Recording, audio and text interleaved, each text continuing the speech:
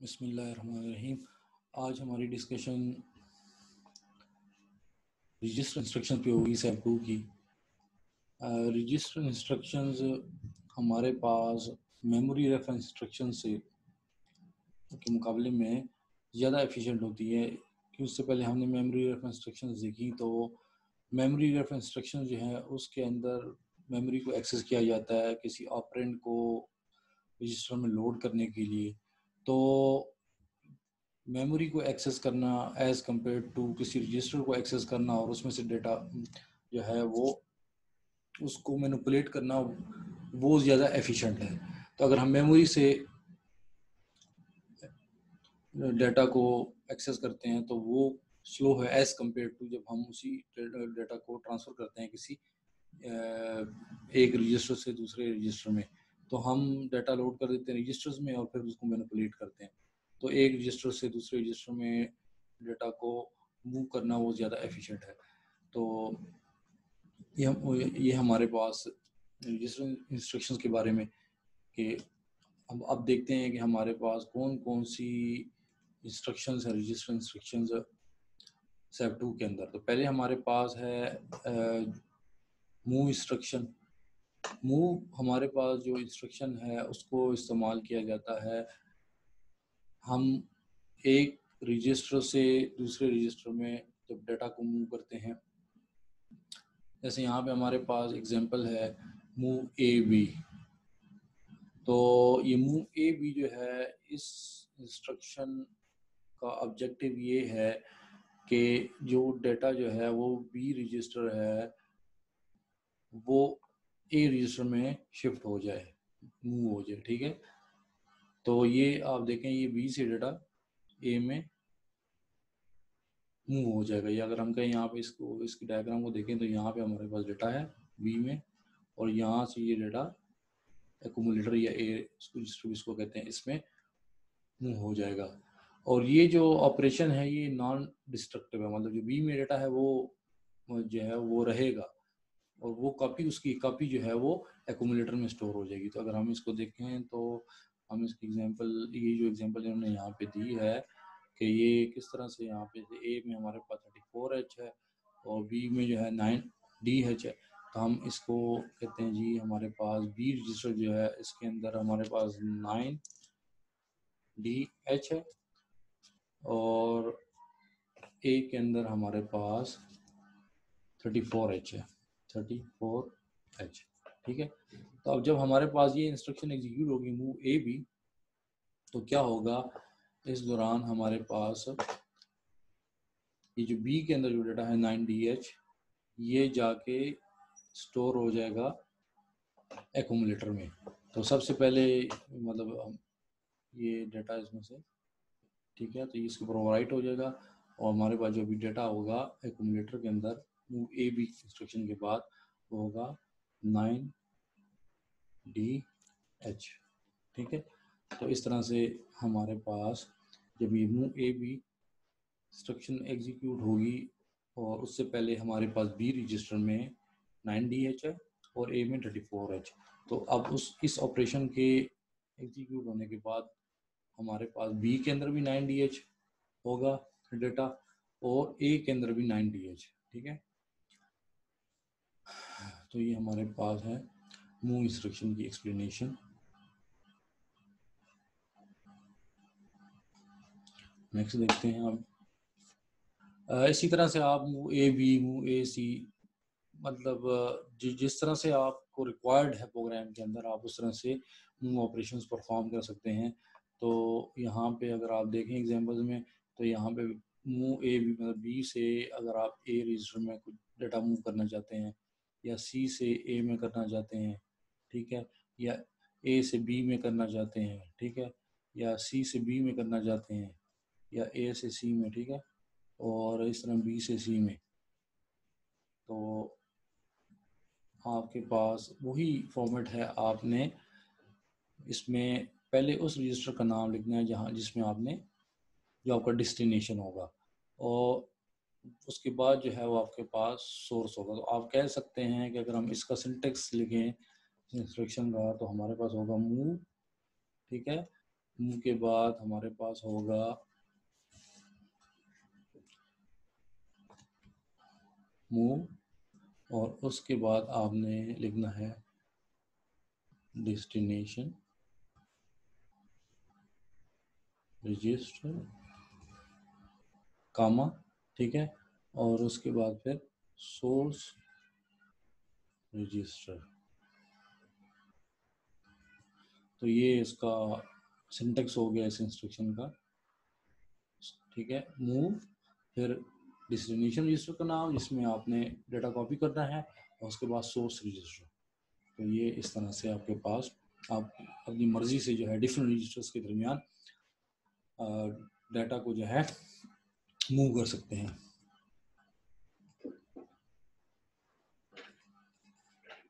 इसी तरह से फिर हमारे पास ऐड इंस्ट्रक्शन। तो ऐड इंस्ट्रक्शन जो है उसका ऑब्जेक्टिव ये है कि आप एडिशन करवाना चाहते हैं, ठीक है, तो उसके लिए ऐड इंस्ट्रक्शन आप यूज़ कर सकते हैं। और इसमें होगा क्या कि जो फॉर एग्जांपल यहाँ पे एग्जांपल है हमारे पास ऐड बी, ठीक है। तो ऐड बी का मतलब ये है कि बी के अंदर जो डाटा है उसको एक्यूमुलेटर के अंदर जो डाटा है उसके साथ ऐड कर लो। तो जो ऐड के साथ आप रजिस्टर का नाम लेंगे उस रजिस्टर की जो वैल्यू है वो एक्यूमुलेटर के अंदर जो वैल्यू है, ठीक है, या जो उस जो रजिस्टर आपने ऐड के साथ बताया है बी सी, ठीक है, तो वो उस रजिस्टर के अंदर जो डाटा है वो एक्यूमुलेटर के अंदर जो डाटा है उसके साथ ऐड हो जाएगा, और रिजल्ट जो है वो एक्यूमुलेटर में ही स्टोर हो जाएगा, ठीक है। तो जैसे यहाँ पे हमारे पास एग्जांपल है, हम इसी एग्जांपल को ले लेते हैं, ठीक है। अब जैसे यहाँ पे ऐड बी, तो ऐड बी का मतलब है बी के अंदर जो डाटा है वो एक एक्यूमुलेटर के अंदर जो डाटा है उसके साथ ऐड करो और रिजल्ट एक्यूमुलेटर में स्टोर कर दो। तो हम इसी एग्जांपल को ले लेते हैं। हमारे पास ये जहाँ पे दी हुई है कि ए जो है, ए की वैल्यू हमारे पास एक्यूमुलेटर के अंदर है 04H, ठीक है, और बी के अंदर है 02H। बी रजिस्टर के अंदर जो वैल्यू है वो है 02H, ठीक है। तो अभी जब ऐड बी की इंस्ट्रक्शन एग्जीक्यूट होगी तो इसमें क्या होगा कि ये 02H जो है ये जो है हमारे पास इसकी वैल्यू भी ऐड हो जाएगी, ठीक है। इसकी वैल्यू ऐड हो जाएगी भी एक्यूमुलेटर के साथ, ठीक है। तो इसका जो रिज़ल्ट होगा जब ये एग्जीक्यूट हो जाएगी तो हमारे पास एक्यूमुलेटर में जो रिज़ल्ट आ जाएगा वो होगा 4H में 2H ऐड हो जाएगा, तो रिज़ल्ट हमारे पास यहाँ पे ऐड होके आ जाएगा 06H, ठीक है। तो जो इसमें एडिशन होगी उसका रिज़ल्ट दोबारा जो है वो एक्यूमुलेटर में स्टोर हो जाएगा। तो इस तरह से ये ऐड इंस्ट्रक्शन, और इसी तरह से बी सब जो इंस्ट्रक्शन है वो भी इसी तरह से काम करेगी कि हमारे पास जो एक्यूमुलेटर के अंदर जो डाटा है उससे सब्ट्रैक्शन हो जाएगी और वो फिर उसका रिजल्ट एक्यूमुलेटर में स्टोर हो जाएगा। इसी तरह से हमारे पास नेक्स्ट देख लेते हैं इंक्रीमेंट और डिक्रीमेंट इंस्ट्रक्शन। अक्सर औकात हमें प्रोग्राम के अंदर रजिस्टर्स की वैल्यूज़ को इंक्रीमेंट और डिक्रीमेंट करना पड़ता है, तो उसके लिए हम इंक्रीमेंट और डिक्रीमेंट इंस्ट्रक्शंस को यूज़ कर सकते हैं। तो सिंपली जो है हमारे पास जो इंक्रीमेंट यहाँ पे स्टेटमेंट है, जो रजिस्टर में वैल्यू होगी उसकी वैल्यू को इंक्रीमेंट कर देगी। जैसे यहाँ पे INR A है तो ये ए के अंदर रजिस्टर के अंदर जो वैल्यू है उसको इंक्रीमेंट कर देगी ये इंस्ट्रक्शन, और इसी तरह से INR B जो है ये बी के अंदर जो वैल्यू उसको इंक्रीमेंट कर देगी। तो इसकी एग्जांपल यहाँ पे देख लेते हैं। जैसे हमारे पास यहाँ पे बी की वैल्यू 56H है, ठीक है, और सी रजिस्टर के अंदर जो वैल्यू बी रजिस्टर के अंदर जो वैल्यू वो 56H है, और सी रजिस्टर के अंदर जो वैल्यू है वो 8AH है। तो हम कहते हैं जी बी के अंदर की वैल्यू 56H और सी के अंदर है 8AH, ठीक है। तो 8AH, तो इंक्रीमेंट बी अगर इंस्ट्रक्शन एग्जीक्यूट होगी, जैसे यहाँ पे है, तो e की वैल्यू जो है वो 56h है, और इंक्रीमेंट b जो वैल्यू एग्जीक्यूट होगी तो जो b के अंदर जो वैल्यू 56h है, तो ये हमारे पास इंक्रीमेंट हो जाएगी 56h से 57h हो जाएगी, 57h। और इसी तरह से अगर हमारे पास c की वैल्यू जो है वो 8ah है, और जब ये डिक्रीमेंट होगी तो ये वैल्यू हमारे पास ah से हो जाएगी 89h। ये सिंपल से ऑपरेशन है, इसको भी यूज़ किया जा सकता है जहाँ रिक्वायर्ड हो। ये एग्जांपल है आपके पास, इसमें आपको टास्क दिया गया है कि जी क्या करना है कि जो आपके पास वैल्यूज़ हैं 23 डेसिमल और 45, ठीक है, उसको ऐड करना है और उसके आंसर को स्टोर करना है 5600 लोकेशन में, और फिर वो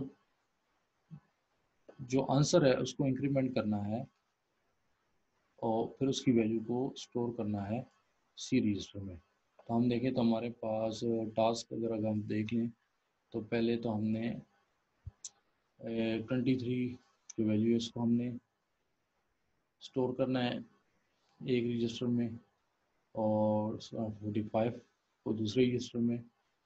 तो उसके बाद फिर उनका रिज़ल्ट जो है वो, तो हम 23 और 25 को स्टोर करने के लिए हम MVI इंस्ट्रक्शन को यूज़ कर सकते हैं, जिसके अंदर हम डायरेक्टली जो है हम उसके अंदर डाटा दे सकते हैं, जिसको हम किसी भी रजिस्टर में स्टोर करना चाहें।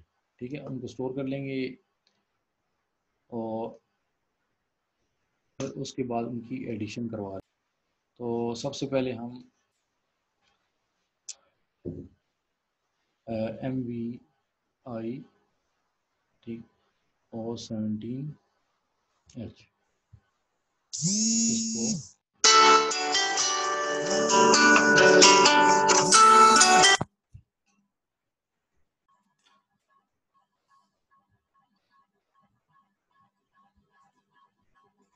हम स्टोर कर लेते हैं MVI A17H, ये 23 का हेक्सा हो गया। MVI B2DH, ये 45 का हेक्सा हो गया। ठीक है, तो ये हमारे पास ये दो ऑपरेशंस हो गए कि हमने पहले तो हमने स्टोर कर दिया 23 को A में और 45 को B में।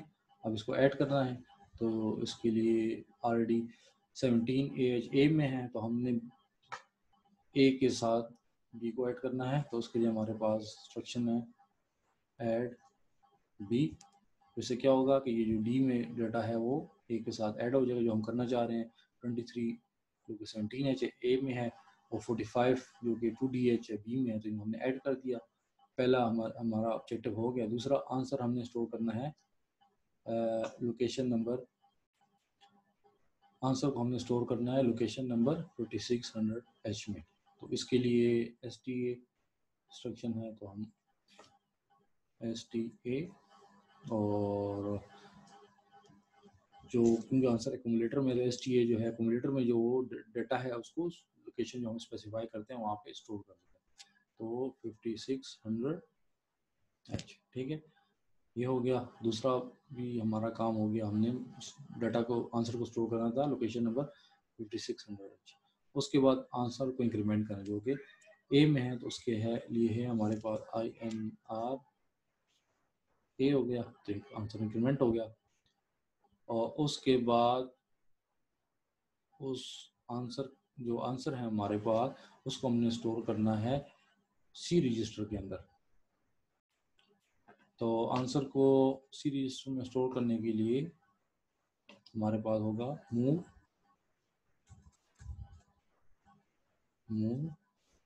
सी और हम ए, इसका मतलब कि जो ए में डाटा है उसको सी में मूव करेगा, ठीक है। तो ये हो गया। उसके बाद हॉल्ट, तो ये हमारे पास पूरा प्रोग्राम कंप्लीट हो गया। यहाँ पे अगर हम देखें तो हमने ये पहली जो इंस्ट्रक्शन है इसमें हमने 23 को ए में स्टोर किया, ठीक है। फिर दूसरी इंस्ट्रक्शन में हमने 45 को बी में स्टोर किया, ठीक है। और फिर हमने इन दोनों को ऐड करवा दिया। ऐड बी से बी में जो डेटा वो ए में ऐड हो जाएगा, रिजल्ट एक्यूमुलेटर में आ जाएगा या ए रजिस्टर में। उसके बाद यहाँ पे जो था हमें बताया जो इंस्ट्रक्ट किया गया था कि आंसर को स्टोर, जो आंसर होगा एक्यूमुलेटर में उसको 5600 रैम में जो लोकेशन है वहाँ पे स्टोर करो। तो उसके लिए STA 5600, तो STA इंस्ट्रक्शन क्या करती है, एक्यूमुलेटर में जो डेटा होता है उसको स्पेसिफाइड लोकेशन पे स्टोर करते हैं रैम में, तो ये वहाँ स्टोर हो जाएगा। उसके बाद हमें कहा गया कि भाई इंक्रीमेंट करो आंसर को, तो हमने इंक्रीमेंट कर दिया INR A से। और उसके बाद हमें कहा गया कि उस आंसर को जो था उसको स्टोर करो C रजिस्टर में। तो उसके लिए मूव CA, मूव में पहले आपने डेस्टिनेशन रजिस्टर का बताना होता है और उसके बाद आपने सोर्स का बताना होता है, तो सोर्स से डेस्टिनेशन में काफ़ी हो जाता है। तो ये हमने मूव CA से स्टोर कर दिया आंसर को C रजिस्टर में, और हार्ड से हमारा प्रोग्राम जो है वो एंड हो गया। तो ये हमारे पास इस एग्जांपल का सॉल्यूशन, और ये आपके पास सॉल्यूशन है जो आपको बुक में भी गिवन है। उसी तरह से जिस तरह से हमने पहले डाटा को लोड करवा दिया, फिर उसके बाद उसको ऐड करवा दिया, फिर उसको स्टोर करवा दिया, उसी तरह से हमने इस सॉल्यूशन आपके पास अवेलेबल है। नेक्स्ट जो है, अभी ये जो हमने जो प्रोग्राम हमने भी जिसके हमने प्रोग्राम लिखा है इस प्रॉब्लम को सॉल्व करने के लिए, उसी को हैंड असेंबल करना है, और उसको जो उसका जो सोर्स कोड था उसको मेमोरी के अंदर किस तरह से वो, आप कह सकते हैं कि वो मशीन लैंग्वेज जो है उसमें किस तरह से उसको लिखा जाएगा। तो उसके लिए हम आप कोड का यूज़ करेंगे, जिस तरह से हमने पहले प्रीवियस एग्जांपल में किया था कि किस तरह से वो जो पूरा प्रोग्राम है उसकी यहाँ से ऑप कोड को देखेंगे टेबल में से, और उसको हम फिर हैंड असेंबल कर सकते हैं। तो इसके लिए जो हम प्रीवियस प्रोग्राम को देखें तो पहली इंस्ट्रक्शन है MVI A17H। तो ये यहाँ पे लोकेशन नंबर यहाँ बताई गई 2000H एड्रेस होगा पहला 2000H, और उसके इसका सिंबॉलिक जो है हमारे पास वो MVI और A और 17H, ठीक है। ये हो गया पहली इंस्ट्रक्शन हमारे पास MVI A17H, ठीक। अब हमने क्या करना है, सेकेंडली हमने अब MVI 17H है, तो पहले आपने ये जो आप कोड है इसका MVI A इसका आपने देखना है, इस ये जो निमोनिक है इसका आप कोड देखना है। तो MVI A और ठीक है, और 17H है, तो MVI A का जो आप कोड है वो है 3E। MVI A का जो आप कोड है वो है 3E। तो हम यहाँ पे लिखेंगे, यहाँ पे हम एड्रेस पहले लोकेशन पे आएगा 3E, ठीक है। और जो सेकंड लोकेशन होगी उस पर फिर हमारे पास ये बाइट आ जाएगा, तो ये लोकेशन होगी 2001H। तो यहाँ पे जो कंटेंट्स होंगे वो होगा 17H, ठीक है। तो ये ऊपर जो होगा ये ऊपर 3EH होगा, इसको हम 3EH और 17H।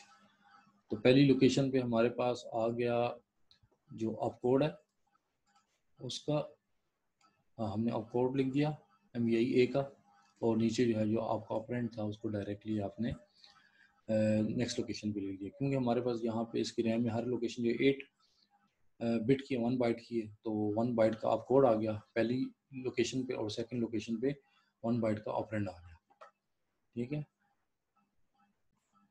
नेक्स्ट जो है हमारे पास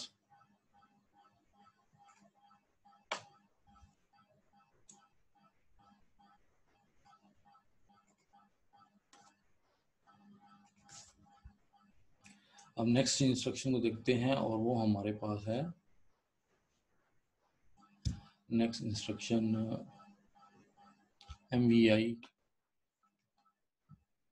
B2DH। तो नेक्स्ट जो हमारे पास एड्रेस होगा 2002H और इस लोकेशन पे जो हमारे पास सिंबॉलिक होगा MVI और B2DH। और यहाँ पे इसका MVI का ऑपकोड देख लेंगे पहले। तो MVI का ऑपकोड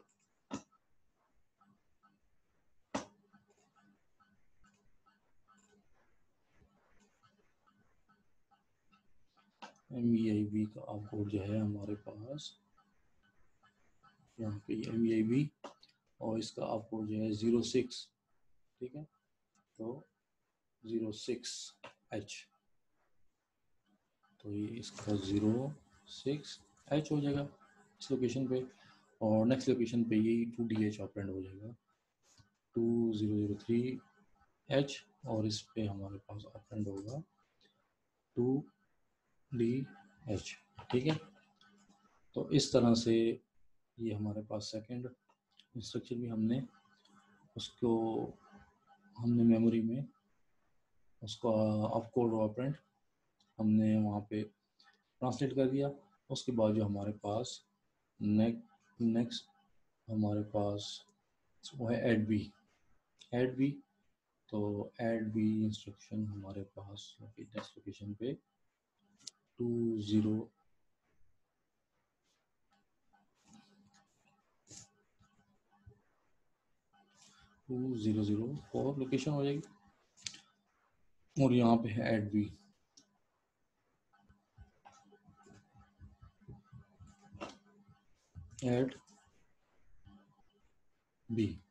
तो ऐड बी के लिए हमारे पास जो यहाँ पे आप कोड है उसको टेबल में हम देख लेते हैं ऐड बी, ठीक है। ये ऐड बी है तो इसके लिए आप कोड है सिंपल, इसमें ऑपरेंड नहीं है, सिर्फ ऐड बी ऑपरेशन है। तो इसके लिए आप कोड है 80H, यहाँ पे आ जाएगा 80H। तो ये हमारे पास 1 बाइट इंस्ट्रक्शन हो गई क्योंकि इसके अंदर ऑपरेंड नहीं है, डायरेक्टली ऑपरेशन परफॉर्म करना है। बी रजिस्टर से वैल्यू को लेके ए रजिस्टर में ऐड करके उसकी वैल्यू एक्यूमुलेटर में स्टोर करनी है। तो ये हो गया। और नेक्स्ट हमारे पास है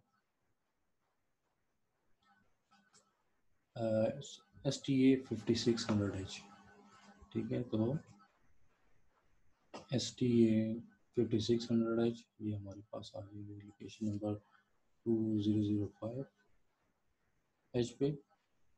और इंस्ट्रक्शन है STA 5600H। तो ये थोड़ी सी ट्रिकी है क्योंकि ये हमारे पास 3 बाइट इंस्ट्रक्शन है। इसमें हमारे पास 1 बाइट का आप कोड है और 2 बाइट का एड्रेस है।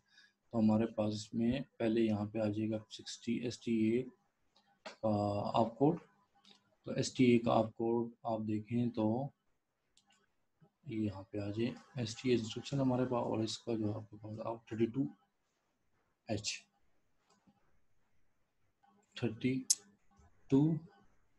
ठीक है। और उसके बाद नेक्स्ट जो वो लोकेशन होगी 2006H। इस पे हमारे पास इसका जो लोअर बाइट है एड्रेस का वो आएगा 600H, ठीक है। और जो नेक्स्ट लोकेशन है 2007H, इसमें आपके हायर बाइट आएगी एड्रेस की 56H। ये आपके पास हो गया STA। अब उसमें STA के बाद हम इंक्रीमेंट ए। तो नेक्स्ट जो आएगी हमारे पास 2008H और इंक्रीमेंट ए। तो ये इंस्ट्रक्शन है INR A। तो इसके लिए हम देखते हैं आप कोड।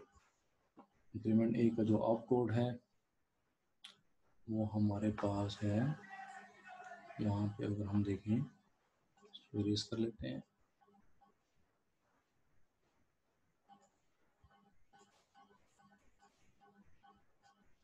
और ये हमारे पास इंक्रीमेंट ए का जो आप कोड है वो है 3C, ठीक है 3C। तो इसका आप कोड यहाँ पे आ जाएगा 3CH, ठीक है। तो ये हमारे पास 1 बाइट इंस्ट्रक्शन होगी। और उसके बाद हमारे पास नेक्स्ट जो है मूव CA। तो नेक्स्ट इंस्ट्रक्शन हमारे पास लोकेशन नंबर 2009H और इंस्ट्रक्शन हमारे पास होगी मूव C,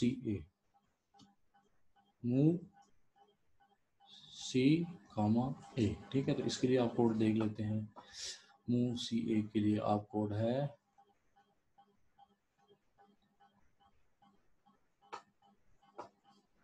ये मूव CA, ये आप कोड है उसका मूव CA का आप कोड है 4F।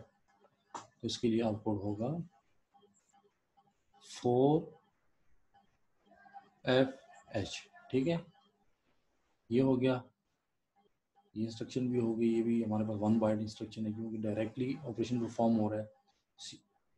हमारे पास ए रजिस्टर से सी रजिस्टर में डाटा जो है ट्रांसफ़र हो रहा है।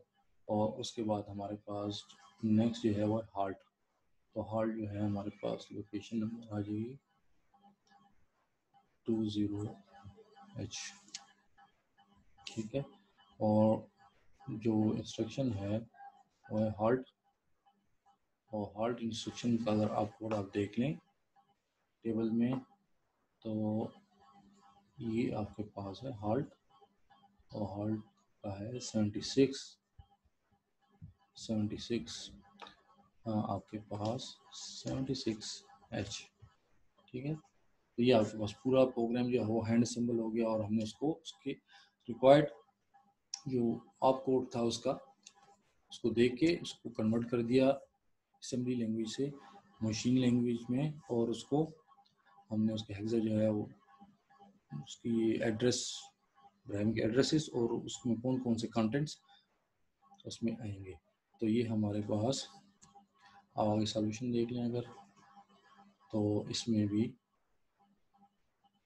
आपको वही नज़र आ रहा है सॉल्यूशन जिस तरह से हमने किया पहले। जो है आपके पास ये 2 बाइट इंस्ट्रक्शन है, ठीक है। तो 2 लोकेशन ली मेमोरी में 1 बाइट की है एक लोकेशन, फिर ये 2 बाइट, ये 1 बाइट, ये 3 बाइट, इसमें 1 बाइट का ऑप कोड और 2 बाइट का एड्रेस। फिर ये हमारे पास 1 बाइट की इंस्ट्रक्शन है, ये भी 1 बाइट की इंस्ट्रक्शन है और ये भी 1 बाइट की इंस्ट्रक्शन है। इस तरह से हमें अगर SAP2 का प्रोग्राम दिया जाए असेंबली लैंग्वेज में उसकी, और उसको हम इस तरह से आप कोड जो है उसको देख के उसमें टेबल भी आपको दिया जाएगा जिसके अंदर जिससे आप देख सकेंगे कि हर एक इंस्ट्रक्शन जो है उसका क्या आप कोड है, उस लिहाज से फिर आप उसको।